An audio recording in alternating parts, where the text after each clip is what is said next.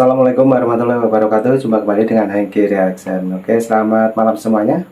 Dan malam hari ini kita mau nonton lagi teman-teman ya. Jadi kita masih banyak video-video yang masih viral, yaitu tentang Pak Hasto, yang dimana Pak Hasto kemarin digeledah ya rumahnya oleh KPK. Dan kali ini pembahasan seru, dan mari kita simak untuk videonya. Opung Patbelak membahas tentang Pak Hasto waktu digerebek rumahnya oleh KPK. Oke, untuk Opung Patbelak kita play dulu untuk videonya. Lanjut. Kalian pasti senangkan mendengar berita tentang KPK melakukan penggeledahan terhadap rumah si Hasto.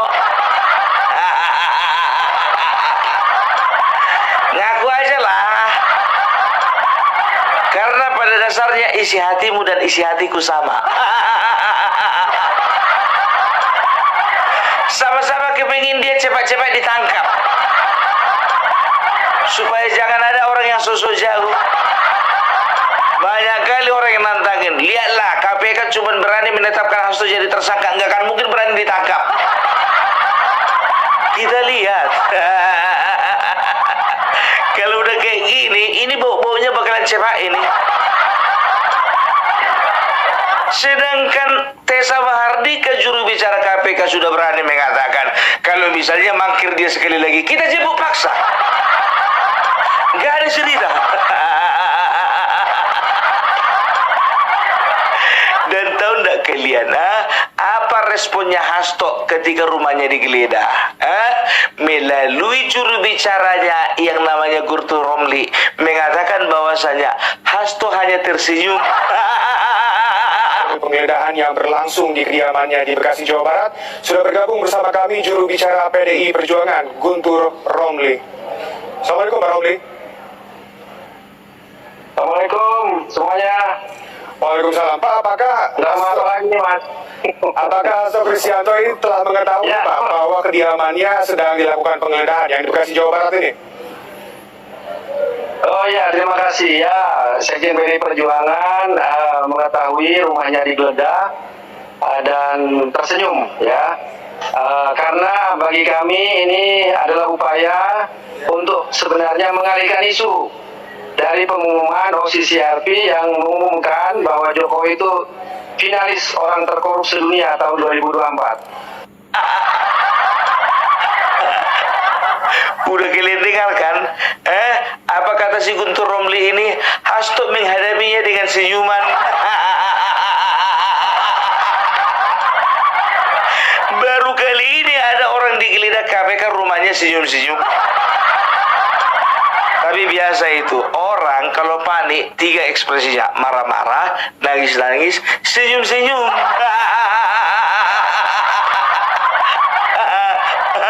Tapi kalau ku bilang sama kalian, jangan percaya kalian apa yang dibilang si Guntur Romli ini. Mana mungkin si Hasto bisa senyum? Sedangkan orang lain yang dizulimi, dia yang nangis. Orang lain dipecat, dia yang nangis. Iya, masa sekarang giliran dia ditangkap KPK, dia nggak nangis? Ketua umum pasti menangis.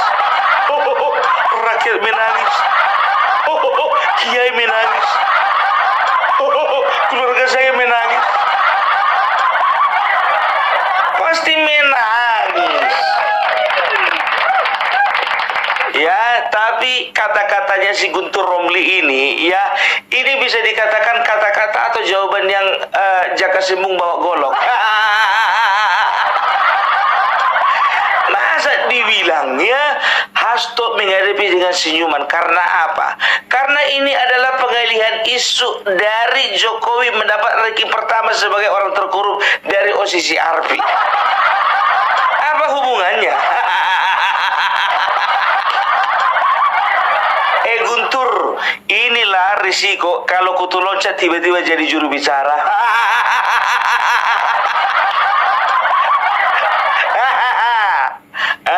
Sekarang begini aja ya. Ya, sekarang begini, isu apa rupa yang dia lihat? Nggak nyambung blok. nanti kalau misalnya ya, apa namanya, ini misalnya Hasto Kristianto tertangkap kamera sedang bermesraan dengan istri daripada sahabatnya. Lalu dia mengatakan ini adalah pengalihan isu. Ini pengalihan isu oleh karena OCCRP menetapkan Jokowi sebagai seorang koruptor. Ya sekarang begini lagi, media menyorot bahwasanya pertemuan antara Hasto Kristianto dengan mantannya Kaisang bernuansa politis. Oh, datang lagi dia. Ini pengalihan isu. Pengalihan isu bahwa Joko Widodo memiliki ijazah palsu. Jaga sembung, bawa golok, nggak nyambung blok.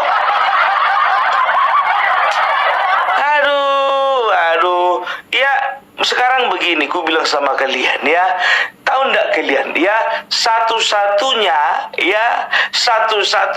pihak yang masih percaya bahwasanya Jokowi namanya masih belum dihapus, itu adalah orang-orang PDIP. Udah tahu kan siapa dalang dari semuanya ini berarti? Udah tahu? Coba bayangkan, di saat pendirinya saja sudah minta maaf, mereka katakan belum dihapus namanya. Pendirinya sudah minta maaf, mengatakan bahwasanya maaf, kami tidak menemukan data bahwasanya Bapak Jokowi melakukan tindakan korupsi. Karena polling yang dilakukan adalah polling yang berdasarkan suara dari masyarakat. Nah sekarang kemungkinan besar ada pengarahan massa terhadap orang yang melakukan polling. Siapa lagi kalau bukan kaum itu? 16%. Sudahlah, modus-modus seperti itu gampang tercium itu. Iya kan? Kami nggak bisa dibodoh-bodohi, cukup kalian yang bodoh. Dan yang mengisi polling itu. Kan begitu, sedangkan sekarang begini ku bilang ya, kalau misalnya aku mengeluarkan sebuah produk ya, ku katakan ini produk gagal, jadi harus ditarik dari pasaran. Ada berani bilang produk itu produk bagus? Udah, sedangkan yang punya bilang itu produk gagal, harus ditarik dari peredaran. Masa dibilang bagus? Yang on ini sekarang siapa? Awak apa dia? Udahlah, kalau panik-panik aja. Coba bayangkan kalian ya, dilakukan penggeledahan di rumahnya si Hasto. Masa tahu nggak kalian, tiba-tiba aja datanglah orang-orang PDIP, datang jam 3. Karena apa? Karena mereka nggak tahu rumahnya digeledah. Nah ini makin seru teman-teman ya. Ini pembahasan Opung Parpelak mengenai Pak Hasto dan waktu rumahnya Pak Hasto digeledah kemarin oleh KPK. Oke, lanjut lagi untuk Opung Parpelak. Datang orang itu jam 3, biar tahu kalian. Jam 3 keluar dari rumah itu katanya kan jam 18:10. Nah, Guntur Romli mengatakan bahwasanya mereka tidak menemukan apa-apa. Orang yang dibawa keluar itu satu koper kok. Emangnya bodoh KPK melakukan penggeledahan selama lebih dari jam 15, katakanlah jam 15 yang ketahuan, 15 sampai jam 18, 3 jam tapi gak dapat apa-apa. Kalau kalian bilang katanya HP-nya si Harun Masiku yang ditenggelamkan, wajar gak dapat. Karena besar juga ongkos menyewa penyelam untuk mencari ponselnya si Harun Masiku. Iya kan? Itu dia ya. Jadi kan dikatakan di situ ada temuan ya, ada flash disk, ada buku catatan, dan juga ada beberapa dokumen, kan begitu. Masa cuma bawa flash disk dan buku catatan sama beberapa dokumen, masa harus bawa koper? beberapa dokumennya itu beberapa. 100 bundel pun beberapa. Beberapa ini kan relatif ini. Udahlah, rakyat jangan dibodoh-bodohi, kan begitu. Dan tahu ndak kalian ya, datang KPK ke sana. Wah, aku mikirnya begini ya kan, KPK datang ke sana apa nggak takut orang itu? Karena sebetulnya kan rumah itu kan dijaga sama pengawalan ketat dari FBI.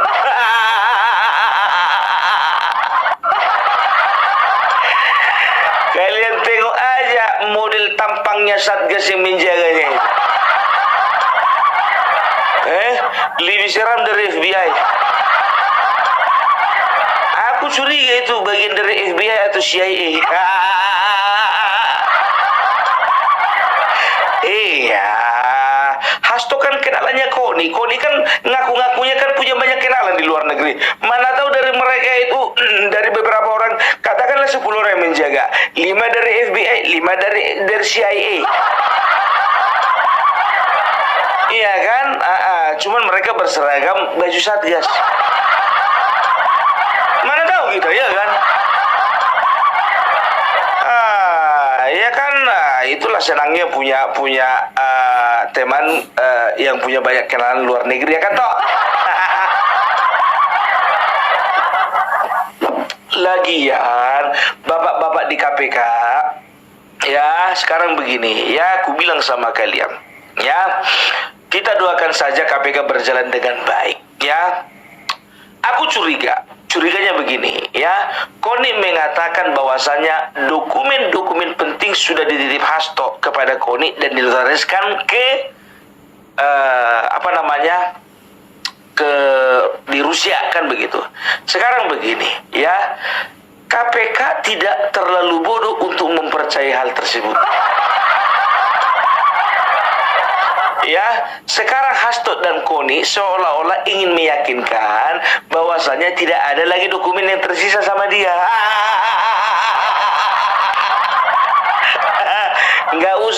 Nggak usah orang-orang investigasi. Aku aja percaya kalau kau masih pegang dokumen itu.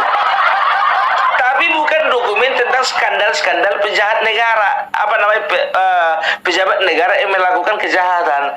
Bilang aja lah skandal daripada orang-orang kalian. Kan begitu. Ini ndak lagi ya kan, datang si Koni ya mengatakan mengkait-kaitkan Ibu Iriana dengan terong-terongan.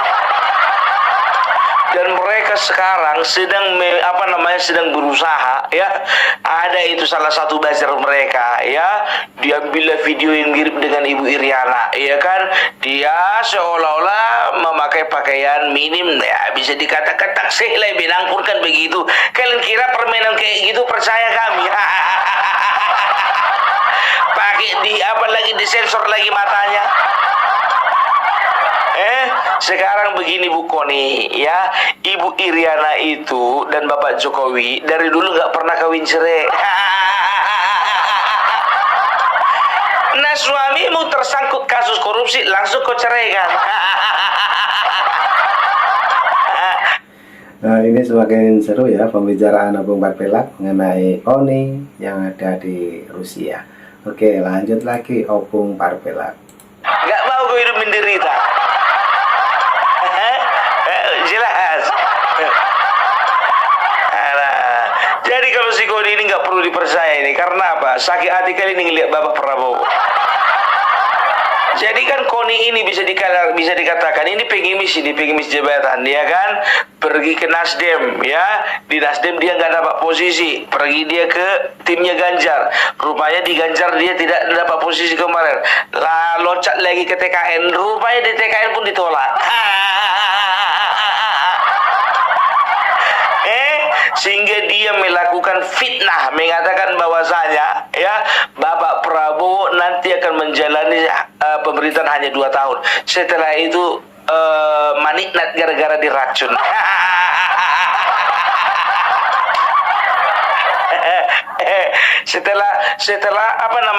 setelah melakukan fitnah tersebut, ya kan lari dia ke Rusia.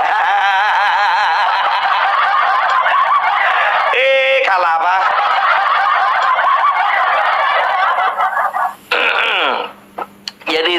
ya, orang-orang kayak si Hasto ini ya, dia itu menggambarkan ya, itulah dia. Ya, buah itu tak jauh jatuh ya, jauh daripada pohonnya. Artinya apa? Kalau kayak gitu sekjennya, berarti kayak gitu juga ketua umumnya. Kayak gitu ketua umumnya, berarti kayak gitu juga kadernya. Kayak gitu kadernya, berarti begitu juga keseluruhan dari partainya. Jadi itu kan mindset jadinya ya. Jadi kalian sendiri yang membuat mindset masyarakat ini jelek terhadap kalian. Karena apa ya? Kalian mengatakan bahwasanya kalian adalah partai yang menjunjung tinggi supremasi hukum, menghormati supremasi hukum. Nah, dipanggil sekali kenapa mangkir? Ulang tahun tanggal 10. Dipanggil kemarin dia tanggal berapa itu? Tanggal 7.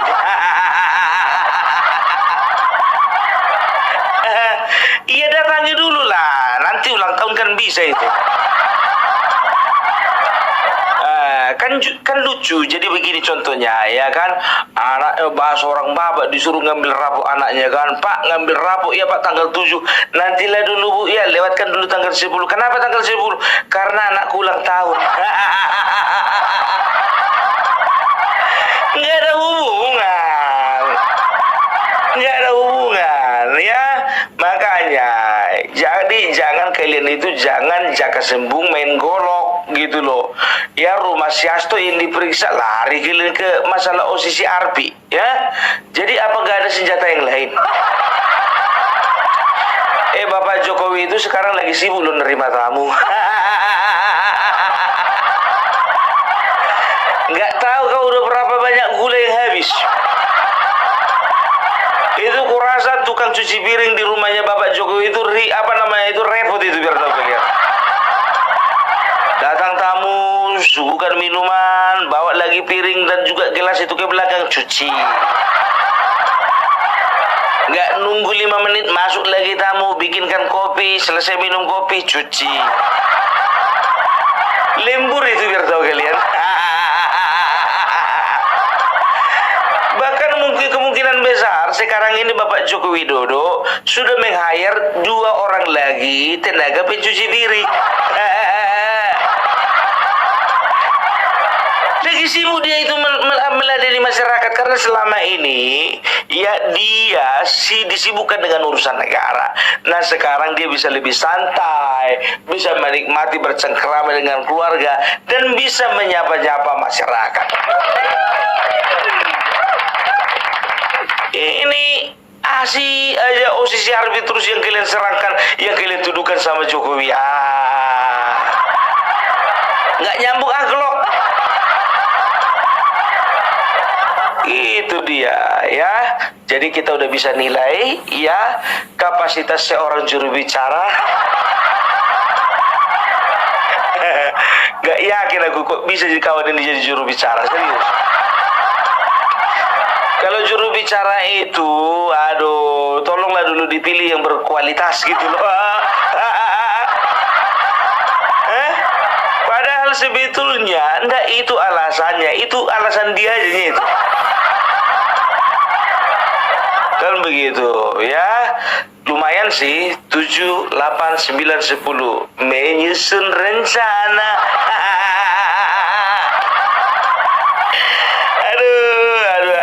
Gimana toh? Udah siap kau bongkar semuanya? Yang mana yang mau kau bongkar, sayang?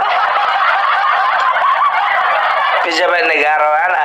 Ku tengok semuanya adem-adem aja, nggak ada yang apa namanya, nggak ada yang kebakaran jenggot. Justru dari kalian yang banyak kebakaran jenggot. Kalian yang mau diperiksa, si Hasto yang mau diperiksa, malah mereka itu mengalihkan isu dengan kasus-kasus yang lain. Si Hasto yang mau diperiksa KPK, yang ditersangkakan ya, disangkut pautkan dengan si Harvey Muiz. Sekarang begini ya, kalau kalau bicara tentang si Harvey Muiz ya, itu kan bisa dikatakan dari 300 triliun, 230 triliun itu adalah kerugian negara yang dikabarkan oleh kerusakan alam, kan begitu. Nah, yang perlu kita cari tahu 70 triliun ya, dan orang-orang di belakangnya Harvey Muiz, setelah itu perusahaan-perusahaan yang ada di belakangnya Harvey Muiz. Tenang aja, semuanya itu pelan-pelan akan didalami, kan begitu, karena ini kan jumlahnya triliunan ya, makan waktu panjang. Nah, ini PDIP, ini Hasto yang melakukan penyuapan, ini kan putaran uangnya kan cuma sekitar 1,5 M, kan begitu. Kecil kan, kalian bilang kecil. Justru itu mulailah segala sesuatu dari yang kecil. Pekerjaan itu lakukan yang kecil-kecil dulu, baru yang besar. Ini ngapain kok jadi kalian yang ngatur kerjanya KPK? Jadi kalian yang ngatur kerjanya aparat pemerintah? Mereka bisa ngatur kerjaan mereka sendiri. Oke, jadi udah jelas ya. Jadi ya, sekarang yang jadi pertanyaanku, ini pertanyaanku, dan ini bisa mewakili sebagian kecil aja orang, ya, pikiran orang. Sekarang jadi pertanyaanku, ini serius nih. Apakah yang namanya Harun Masiku memang benar-benar masih hidup?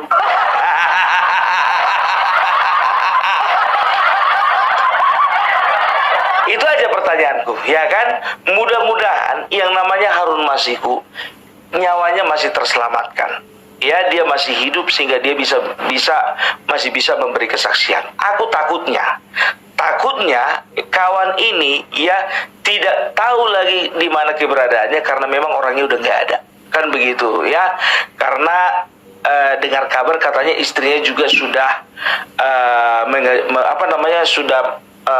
menggugat cerai ya, si Harun Masiku ini ya katanya. Tapi sebagian pihak mengatakan bahwasanya istrinya masih komunikasi dengan dia ya. Mudah-mudahan saja, kita doakan saja ya, walaupun kawan ini melakukan tindakan kejahatan ya, tapi jangan sampailah ada sesuatu terjadi kepada dia, karena dia adalah kunci utamanya ya, kunci utamanya dia gitu loh ya. Jadi ya mudah-mudahan dia masih bernapas. Ya kan, itu dia. Oke, jadi itu dulu dari Opung Parbelak. Salam NKRI harga mati. Nah, oke teman-teman, itulah obrolannya Opung Parbelak dan membahas tentang Pak Hasto, yang dimana kemarin rumahnya Pak Hasto digerebek KPK ataupun digeledah oleh KPK. Namun untuk Pak Hasto sendiri tidak ada di tempat, dan mungkin beberapa hari ini juga ada tindakan lagi dari KPK, mungkin dipanggil paksa ya, yaitu Pak Hasto. Oke, mudah-mudahan ini cuma selesai. Semuanya ambil hikmahnya untuk obrolannya Opung yang banyak sekali memperjelas. Nah, mungkin cukup itu dulu yang kita tonton dari Opung Parbelak. Juga terima kasih semuanya yang sudah menonton dari awal sampai akhir di channel saya, yaitu Hengki Reaction. Oke, terima kasih. Assalamualaikum warahmatullahi wabarakatuh. Tetap semangat, sehat selalu. Bye-bye.